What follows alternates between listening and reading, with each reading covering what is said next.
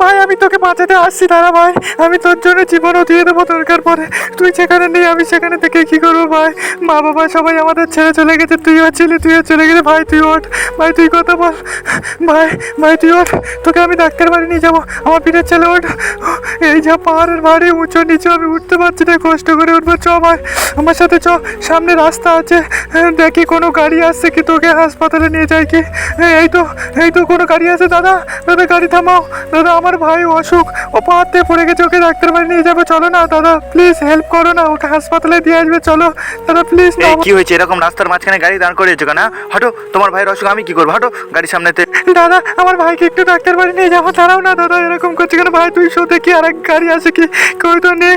এই তো একটা গাড়ি আছে, দাদা দাদা গাড়ি থামাও প্লিজ, গাড়ি থামাও, নাহলে আমাকে অ্যাক্সিডেন্ট করে দিয়ে যাও দাদা। আরে দিদি তোমার কি হয়েছে, তুমি এরকম কান্না করছো কেন? গাড়ির সামনে এসো কেন, ওটো ওটো, তোমার কি হয়েছে? আরে ওখানে ওঠো, তোমার ভাই তো। আরে কি হয়েছে তোমার ভাইয়ের? অ্যাক্সিডেন্ট হয়ে পাহাড় থেকে পড়ে গেছে, ওকে একটু ডাক্তার বাড়ি নিয়ে যাবো, চলো তোমার গাড়িতে। হ্যাঁ হ্যাঁ অবশ্যই, দুজন মিলে ধরে চলো, গাড়ির গেটটা খুলো আস্তে আস্তে, তোমার ভাইকে তুলে দিই। জানি না কখন পড়ে গেছে, এখন ঠিক আছে কি? তুমি ভালো করে সিট বেল্টটা পরে নাও, আমি এক্ষুনি গাড়ি স্টার্ট করছি, ভালোভাবে ধরে থাকবে, তাড়াতাড়ি হাসপাতাল পৌঁছে যাবো, কান্না করো না।